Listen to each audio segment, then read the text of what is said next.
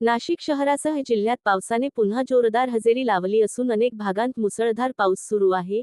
या पार्श्वभूमीवर नागरिकांच्या सुरक्षिततेच्या दृष्टीने नाशिक महानगरपालिकेच्या आपत्कालीन यंत्रणेची तयारी तपासण्यासाठी उपमहापौर विलास शिंदे यांनी मनपाच्या कंट्रोल रूमला भेट देत परिस्थितीचा सविस्तर आढावा घेतला।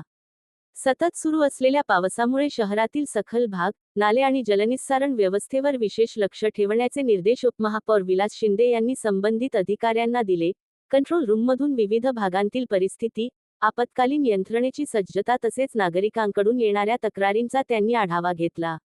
कोणत्याही आपत्कालीन परिस्थितीला तात्काळ प्रतिसाद देण्यासाठी सर्व विभागांनी समन्वयाने काम करावे, तसेच नागरिकांनीही अनावश्यक बाहेर पडणे टाळून प्रशासनाच्या सूचनांचे पालन करावे, असे आवाहन यावेळी करण्यात आले। प्रतिनिधी एजाज शेख, डेज न्यूज मराठी, नाशिक।